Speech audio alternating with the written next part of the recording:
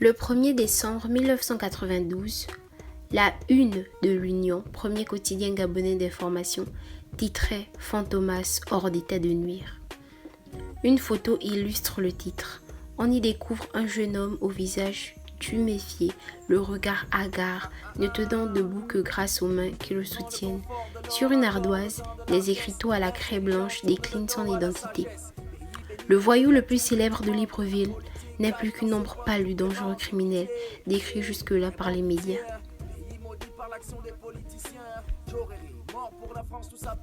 Avant son arrestation, faisons un bond dans le temps pour comprendre comment il est devenu si célèbre. Au milieu des années 80, à Libreville, au Gabon, une pratique à risque était en vogue chez les jeunes, cascader sur des bus scolaires. Certains lycéens et collégiens prenaient d'assaut les bus de façon dangereusement acrobatique le long des trajets. Le point culminant était l'arrivée à la gare routière de Libreville, terminus vers lequel convergeaient aux environs de 13 heures les bus en provenance des différents établissements. Le samedi était quasiment le jour de messe de cette pratique. Lycéens et collégiens se donnant rendez-vous à la gare pour assister à l'arrivée des cascadeurs sur les bus. Ceux-ci étaient transformés en terrain de joutes souvent mortelles, car en dehors des cascadeurs occasionnels, nombreux jeunes étaient constitués en bandes. Chaque établissement avait pour ainsi dire son ou ses groupes de cascadeurs. Ces derniers se formaient en fonction des affinités mais surtout des aptitudes aux cascades. Celles-ci étaient codées. Il existait ainsi un corpus de figures imposées. L'on pouvait partir de l'intérieur du bus en marche, sortir par l'une des fenêtres, monter sur le toit du bus, puis regagner de nouveau l'intérieur du bus par la fenêtre opposée. L'autre variante consistait à partir du toit du bus pour l'intérieur. L'on pouvait également débuter sa prestation accrochée à l'arrière du bus, gagner le toit et terminer à l'avant du bus. Les cascadeurs prenaient très souvent des noms de code.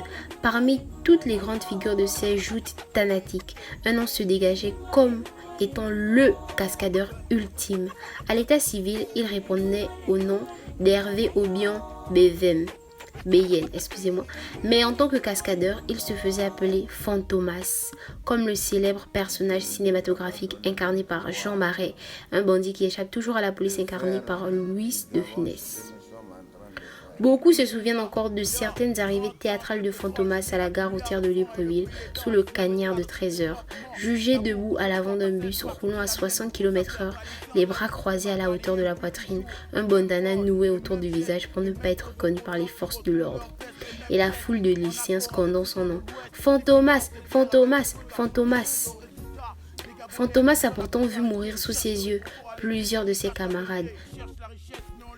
Son meilleur ami a rendu l'âme dans ses bras après une chute mortelle. Quand on lui demandait si ça ne l'effrayait pas, il répondait, sourire aux lèvres, qu'au contraire ça le stimulait. Quand il se retrouvait là-haut sur le toit du bus, c'était pour ses défunts amis qu'il cascadait, pour tourner en bourrique la mort, elle qui avait arraché ses plus téméraires acolytes. Les rivalités entre anciennes bandes de cascadeurs se poursuivent, parfois sur d'autres terrains, pour se terminer en bagarre rangée. En plus d'un excellent cascadeur, Fantomas se révèle solide bagarreur. Il est célèbre pour son coup de tête servi par un front proéminent. Pour une partie de ces jeunes, Fantomas était un héros car il bravait l'autorité en se jouant des membres de la PJ qui le coursaient régulièrement dans la gare routière, mais surtout parce qu'il parvenait à tromper la mort qu'il défiait chaque fois qu'il grimpait sur un bus. Et puis, ça n'était pas un mauvais bougre à la gare routière, mais aussi dans son fief des Akébé. Il prenait toujours parti pour les plus faibles. Sa générosité était tout autant avérée. Il avait un bon fond, diront certains. Si bien qu'il trônait régulièrement au milieu d'une bande de jeunes désœuvrés, toujours prêts à le suivre. De cette époque, il va acquérir un capital sympathie auprès de plusieurs générations de Gabonais. Plus tard, il quittera très tôt les bancs du lycée technique de Libreville. De fil en aiguille, il va malheureusement verser dans une petite délinquance, vol à l'étalage, braquage, bagarre en bande organisée, etc. Au cours de l'année 1990, avec l'avènement du multipartisme, la carrière de Fantomas va prendre une autre tournure. Il est approché par le parti au pouvoir. En perte de vitesse, celui-ci veut retrouver un second souffle lors de meetings et de marches populaires. Fantomas à cette époque peut rassembler sous sa coupe plusieurs centaines de jeunes. Il est alors sollicité pour drainer du monde lors de ces différentes manifestations. Progressivement, il gagne des galons et finira par s'occuper aussi de la sécurité. C'est un leader naturel et charismatique qui ne manque pas d'aplomb. Paradoxalement, en même temps qu'il s'élève dans la nomenclature de la voyoucratie de Libreville, il connaît aussi une ascension dans les sphères du pouvoir. Les missions changent de nature aussi. Il est payé pour aller déstabiliser les meetings des partis de l'opposition, mais aussi pour créer des troubles dans la ville. C'est l'époque de la guerre des gangs, dit Cool Mongers. Autant de faits qui justifient une politique répressive de la part de l'État. On le sollicite également pour des intimidations très musclées auprès des particuliers de la sphère politique ou autre. Fantomas devient une star dans l'élite politique, le bad boy avec lequel on se plaît à s'afficher.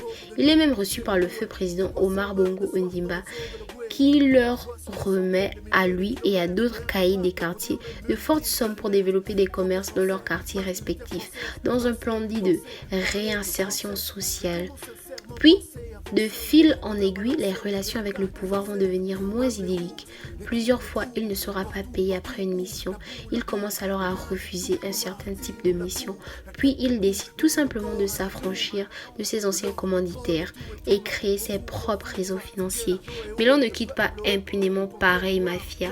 La suite, vous la connaissez. Traqué comme une bête dans Libreville, échappant de justesse à de nombreuses embuscades, imperméable au chantage de la police judiciaire qui prit son fils d'1 an en otage pour le forcer à se rendre. Fantomas demeura longtemps insaisissable. Au cœur de sa cavale, il fit publier une lettre ouverte dans un journal de l'opposition. Il s'y dit victime d'une cabale de la part d'un pouvoir qui lui jetait encore des fleurs 1 mois auparavant. Il rejette en bloc toutes les accusations portées contre lui. Propose une conférence de presse à laquelle serait conviée toute la presse où il pourra dire haut et fort toutes ses vérités. De conférence de presse, il n'y aura point. La cavale allait au contraire perdurer. Caché dans le coffre arrière d'une voiture, il se présenta 2 nuits de suite au quartier Charbonnage, espérant une aide qui ne vint jamais. C'est qu'il était devenu un colis très encombrant, une patate brûlante que ne tenait plus à se coltiner, ce qui jadis lui donnait des tapes chaleureuses dans le dos. Une autre fois encore, il sera conduit de nuit au port d'Ovendo pour tenter une fuite par voie fluviale jusqu'en Guinée équatoriale. Il se rétracta au dernier moment. Il choisit finalement Bitam, sa ville natale, pour ultime point de chute. C'est chez un lointain oncle maternel dans l'arrière-pays qu'il trouva refuge, mais son répit fut de courte durée. Effrayé par l'abattage médiatique autour de la traque de ce neveu pas comme les autres, l'oncle faillit et le dénonça. 4 éléments des services secrets gabonais furent dépêchés à Bitam pour appréhender le fugitif. Ce dernier sera conduit à la gendarmerie de Bitam, où il révélera d'entrée les noms des pontes pour qui il a eu à travailler et la nature des missions. Les membres des services secrets appellent aussitôt Libreville pour savoir finalement la conduite à tenir. La réponse de Libreville va sceller le sort de Fantomas. On lui sectionne les tendons pour éviter qu'il s'enfuit de nouveau.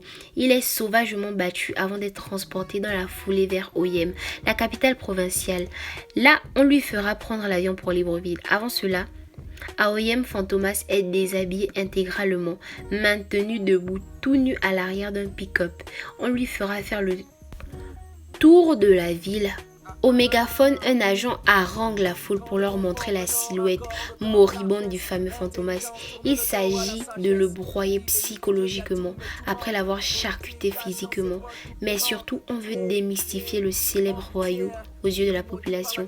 À l'aéroport Léon-Bas de Libreville, une foule de journalistes et de badauds est présente au pied de l'avion pour découvrir et photographier le célèbre bandit.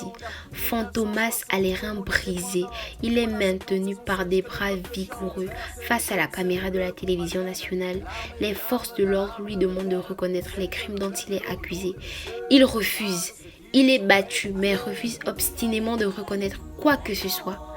Puis, après plusieurs coups furieux, exténué et au plus mal, il crache du bout des lèvres ce qu'on lui demande d'avouer. Il est conduit dans les geôles du Conroux, où 24 heures durant, il sera torturé de façon inhumaine, déplacé uniquement en fauteuil roulant dans la salle de torture à sa cellule. Le 2 décembre 1992 au matin, soit 72 heures après son interpellation, Fantomas est déclaré mort à l'infirmerie du camp de gendarmerie Gros-Bouquet. Il avait 26 ans.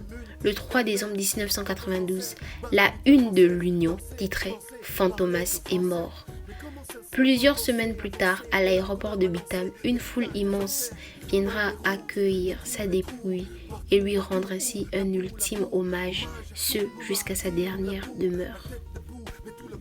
Qui était donc Fantomas en fin de compte? Un petit voyou, un homme de main de pouvoir doublé d'un dangereux criminel, un gars en réalité sympathique qui a été grisé et dépassé par sa collaboration avec d'obscurs politiciens gabonais. Sans doute était-il plus ou moins un peu de tout cela à la fois. Je n'en sais rien en vérité.